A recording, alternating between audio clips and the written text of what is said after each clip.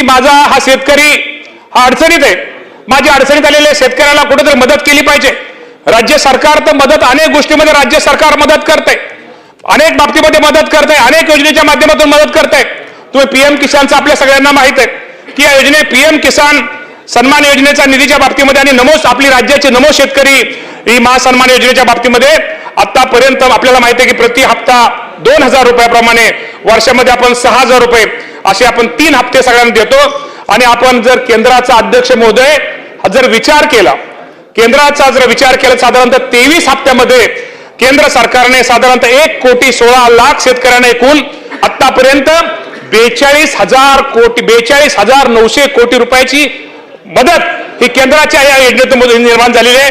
आणि आपल्या राज्याचा जर विचार केला, ठीक आहे, अजून आपल्याला एक दोन आपल्याला काही गोष्टीमध्ये मदत करता आली नाही, तरी आपल्याला आपण सगळ्या विचार करून साधारणतः आपण 8 हप्ते आतापर्यंत आपल्याला 8 हप्त्यामध्ये साधारणतः राज्य सरकारने माझ्या ह्या योजनेबंद शेतकऱ्यांना 14,816 कोटी रुपयाची एवढी रक्कम शेतकऱ्यांना मदत आपण केलेली आहे। आणि शेवटी मदत म्हणजे काय, आपण शेतकऱ्यावरती उपकार करत नाही, शेवटी शेतकरी हा आपल्या माहिती आहे की आपला राज्यामध्ये आपला शेतकरी हा केंद्रबिंदू आपला हा मेन घटक आहे। शेवटी या शेतकऱ्याला मदत करणं, शेतकऱ्याला सहकार्य करणं, अडचणीच्या काळामध्ये दुःखाच्या काळामध्ये या शेतकऱ्याच्या पाठीमागे उभं राहणं हे शेवटी राज्य सरकारचं काम आहे। आमचे मला वाटतं सावरकर साहेब का कुणीतरी एखादी कापसाच्या बाबतीमध्ये उत्पादकता आणि अभियानाच्या बाबतीमध्ये त्यांनी प्रश्न विचारला। या बाबतीमध्ये मी आपल्याला एवढं सांगतो, आपल्या सर्वांना माहिती आहे की राज्यातील प्रमुख नगदी पिकामध्ये कापूसाचे पीक हे खूप मोठे क्षेत्र आपल्या राज्यामध्ये निश्चित प्रकारे आहे। मराठवाडा व विदर्भातील बहुतांश शेतकरी कुटुंब यामध्ये कापूस उत्पादनावर अवलंबून असतात। अध्यक्ष महोदय, सध्या कापूस लागवडीमध्ये साधारणतः प्रति हेक्टर 12,300 झाडे असतात आणि 2 झाडामधील अंतर कमी करून कापूस लागवड करावी आणि त्यामध्ये झाडांची संख्या त्यामध्ये वाढवावी आणि झाडे बसतील त्यामुळे सरासरी उत्पादन पण त्यामध्ये वाढेल आणि त्या अति लांब धाग्याचा कापूस लागवड प्रोत्साहन देण्याकरता 2026-27 आणि 2030-31 या 5 वर्षाच्या कालावधीमध्ये केंद्र पुरस्कृत कापूस उत्पादक अभियान राज्यामध्ये राबवलं जाणार आहे। आणि त्यासाठी निश्चित प्रकारे भरीव असं एक तरतूद ही निश्चित प्रकारे आपण करणार आहोत। राज्यामध्ये सध्या कापसाचे उत्पादन प्रति हेक्टर 10 ते 11 क्विंटल आहे, ते उत्पादन आपणास 15 ते 16 क्विंटल पर्यंत आपल्याला कार्यक्रमाद्वारे भविष्यामध्ये वाढवायचे आहे। त्याचप्रमाणे कापूस उत्पादकता अभियान राबवण्याकरता 26-27 साठी 191 कोटी रुपयाची भरीव तरतूद करण्यात आलेली आहे। हे सुद्धा आज मी आपल्या माध्यमातून राज्यातील सदस्य माझ्या शेतकरी बांधवांना निश्चित प्रकारे करतोय। आणि या योजनेचे अंमलबजावणी करणारं महाराष्ट्र हे राज्य हे पहिलं राज्य आहे, हे पण मी आपल्या सर्वांना निश्चित प्रकारे सांगतो। आज आपल्या सर्वांना माहिती आहे, आपल्याला माहिती आहे की पीक विम्याच्या बाबतीमध्ये आणि फळबागाच्या विम्याच्या बाबतीमध्ये अनेक सदस्यांच्या तक्रारी असतात। तिथं ते सदस्यांना तिथं ते असणारे शेतकरी त्यांच्या विधानसभा मतदारसंघातले आम्हाला विमा मिळाला नाही, आमचं नुकसान झालं आणि तरी आम्हाला विम्यामध्ये त्याच्या ह्याच्यामध्ये निकषामध्ये आम्ही बसलो नाही, ही वेळेवर त्यांची मागणी असते। या बाबतीमध्ये मी निश्चित प्रकारे सदस्यांना सांगतो। आणि मला वाटतं कुठे साहेब मला वाटतं इथं नाहीत, तर मला वाटतं आपल्या सगळ्यांना माहित आहे की अध्यक्ष महोदय की साधारणतः खरीप आपल्या ज्या पीक विमा प्रधानमंत्री पीक विमा योजना आहे त्यामध्ये 14 पिकांचा समावेश असून रब्बी हंगामातील 6 पिकांना पीक संरक्षण दिले जाते। खरीप हंगाम 2025 करता एकूण 2,407 कोटीचा विमा हप्ता हा आपण भरला होता। आजच्या स्थितीनुसार 17.17 लाख शेतकऱ्यांना, पाटील साहेब 17.7 शेतकऱ्यांना 1,582 कोटी रुपयाची नुकसान भरपाई ही मंजूर करण्यात आली आहे आणि त्यापैकी 1,523 कोटी रुपये शेतकऱ्यांना वितरित केलेले आहेत आणि उर्वरित 59 कोटी रुपये रकमेचं वाटप हे प्रगतीपथावर आहे। त्यात काय अडचण नाही, हे पहिलं उत्तर तर ते प्रगतीपथावर आहेत। त्यामुळे एकूण पात्र लाभार्थ्यापैकी आता सध्या साधारणतः 96% शेतकऱ्यांना नुकसान भरपाई मिळालेली आहे आणि उर्वरित जे रक्कम आपल्या शेतकऱ्यांना त्या बाबतीत सुद्धा निश्चित प्रकारे आमचे प्रयत्न लवकरात लवकर माझ्या शेतकऱ्यांना मिळेल यासाठी प्रयत्न चालू आहे।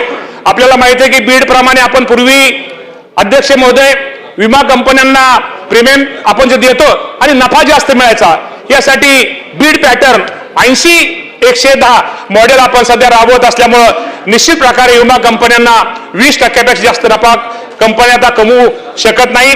पीक विम्याच्या बाबतीमध्ये शेतकरी तसेच लोकप्रतिनिधीच्या काही ठिकाणी आक्षेप आहेत, काही अडचणी आहेत, याबाबत सदर प्रकारच्या अनुषंगाने मी आपल्याला एवढं सांगतो की संबंधित जिल्ह्याचे जिल्हाधिकारी असतील, आमच्या कृषी विभागाचे अधिकारी असतील, या सर्वांना सदर आक्षेपाची पडताळणी करण्यात आवश्यक त्या सूचना देण्यात येतील.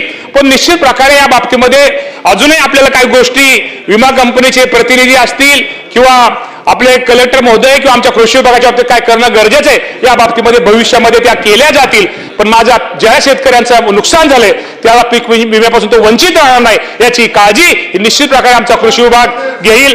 आपल्या सर्वांना माहिती आहे की आपल्याला पुनर्रचित हवामान आधारित फळपीक विमा योजना ही पण आपल्याला माहिती आहे की साधारणतः पूर्व हवामान आधारित फळपीक योजना 2024-25 व 25-26 या 2 वर्षासाठी मृग भरामध्ये संत्रा, मोसंबी, डाळिंब, चिक्कू, पेरू, लिंबू, सीताफळ व द्राक्ष या 8 पिकासाठी त्यालाच लिहिलं की त्या 8 पिकासाठी व आंबिया भारामध्ये संत्रा, मोसंबी, काजू, डाळिंब, आंबा हे वेगळा भार, आंबिया भार, द्राक्ष प्रायोगिक तत्वावर स्ट्रॉबेरी व पोपई या 9 पिकासाठी राबवण्यात 100% आलेले आहे. ते दुसऱ्या ह्याच्यामध्ये त्यामुळे सदर योजना मोसंबी पण आहे. खोतकर साहेब तुमची मोसंबी पण यात घेतली म्हणजे मोसंबी त्यामुळं चिक्कू आहे सगळं. त्यामुळं सदर योजना देखील हवामान धोक्यानुसार लागू करण्यात आलेली आहे. सदर योजनेमध्ये महावेद प्रकल्पांतर्गत कार्यान्वित केलेल्या हवामान केंद्रावर नोंदल्या गेलेल्या हवामानाची आकडेवारी आणि फळ पीक निहाय प्रमाणे यांची सांगड घालून शेतकऱ्यांना नुकसान भरपाई अदा करण्यात येत आहे. मृग बहार 2025 मध्ये 45 कोटीचे विमा नुकसान भरपाई रक्कम मंजूर झाली असून त्यापैकी 31 कोटी रुपये जाधव साहेब त्यासाठी 31 कोटी रुपये रक्कम शेतकऱ्यांच्या खात्यावर वर्ग करण्यात आलेली असून उर्वरित रक्कमही शेतकऱ्यांच्या खात्यावर लवकरात लवकर वर्ग करावी हे विमा कंपनीला निर्देश देण्यात आलेले आहेत. आंबिया बहार 2025 करता 286 कोटीची नुकसान भरपाई मंजूर झाली असून सदर ही रक्कम लवकरात लवकर शेतकऱ्याच्या खात्यावरती जमा करण्यात येईल. सदस्यांचा नेहमीचा एक प्रश्न असतो की राज्यामध्ये खताची उपलब्धता काय. आपल्याला माहिती आहे की ठीक आहे थोडं युद्धजन्य परिस्थिती असल्यामुळं खताचा तुटवडा जो कच्चा मटेरियल कच्चा आपण म्हणतो त्या बाबतीमध्ये रॉ मटेरियलचा विषय होता. त्यामुळं तेच लिंकेज तेच पुढे होतं त्यामुळे तो असायचा आणि लिंकेजच्या बाबतीमध्ये अनेक सदस्यांची की प्रत्येक ठिकाणी लिंकेज असायचं. परंतु तुम्हाला आपल्याला माहिती आहे अध्यक्ष महोदय या सरकारने एक ऐतिहासिक असा निर्णय लिंकेजच्या बाबतीमध्ये घेतला.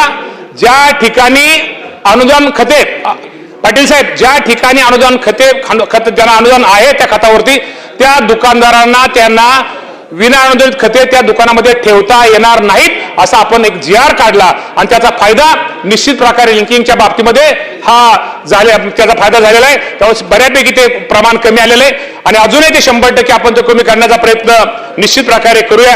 आणि खताच्या बाबतीमध्ये तुम्हाला सांगतो की साधारणतः खरीप हंगामासाठी आपल्या सर्वांना माहिती आहे की 48.80 लाख मेट्रिक टनाचे खताचे आवंटन हे आपल्याला केंद्र सरकारने मंजूर केलेले आहे. आणि खरीप हंगामाच्या प्रारंभी साधारणतः 25.53 लाख मेट्रिक टन रासायनिक खताचा साठा आज आपला उपलब्ध होता आणि आज अखेर 16.60 लाख मेट्रिक टन खताचा पुरवठा राज्याला प्राप्त झाला असून एकूण 42 लाख टन रासायनिक खतं राज्यातील शेतकऱ्यांना उपलब्ध झालेली आहेत. आणि युद्धजन्य परिस्थिती अजून देखील सुद्धा माननीय मुख्यमंत्र्यांचं मी खरंच आज या राज्याचे देवेंद्र फडणवीस साहेबांचा आभार यासाठी मानतो. स्वतः ते आपले शिवराज सिंह चौहान साहेब आणि नड्डा साहेब जे रासायनिक मंत्र्यांशी वेळेवर ते बोलतायत आणि आपल्या राज्याचं जे आवंटन मंजूर केले हे राज्याचं आवंटन आपल्याला कसं वेळेवर मिळेल यासाठी त्यांच्या प्रयत्नातून हे आपल्याला आवंटन मिळतंय. आणि साधारणतः मी तुम्हाला एवढं सांगतो की या बाबतीमध्ये आणि युरिया आणि DAP खताचा आवश्यक साठा आपण बफर त्याला संरक्षित साठा करण्यात आलेला आहे. त्यामुळं राज्य शासनाने गुणवत्तापूर्ण रासायनिक खताच्या वेळेत उपलब्ध त्यामुळे मी एवढं आपल्या माध्यमातून शेतकऱ्यांना सांगतो की आज खताची कुठल्याही प्रकारची आपल्याला टंचाई नाही. विनाकारण त्याचा गैरसमज पसरवला जातो आणि नाही खत कमी वापरा ठीक आहे खताचा आपल्याकडे कमी साठा म्हणजे आपल्याकडे टंचाई नाही. खत कमी 100% वापरलं पाहिजे. नैसर्गिक शेतीकडे आपल्याला सर्वांना कुठेतरी गेलं पाहिजे हे पंतप्रधानांचं आव्हान निश्चित प्रकारे कुठेतरी भविष्यातलं कुठेतरी आपल्या शेतकऱ्यांसाठी एक चांगलं हे आहे. त्यामुळे निश्चित प्रकारे आपण करतो. बियाण्याच्या बाबतीमध्ये खताचं झालं. बियाण्याच्या बाबतीमध्ये आपल्या सर्वांना माहित आहे की खरीप हंगामामध्ये साधारणतः 20 लाख टन बियाण्याची आपल्याला आवश्यकता आहे आणि आपल्याकडे आज आपल्याला 20 लाख टनाची आवश्यकता असताना आपल्याकडे 28 लाख टन बियाणं उपलब्ध आहे.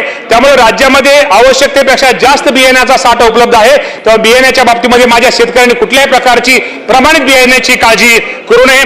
मग तुम्ही लिंकिंगचं म्हणला, लिंकिंगच्या बाबतीमध्ये तुम्हाला एवढं सांगतो की साधारणतः आपल्याला माहिती आहे की खताबरोबर इतर निविष्ठांच्या लिंकिंग बाबतीत तक्रारी शेतकरी बांधवांकडून वारंवार प्राप्त होत होत्या.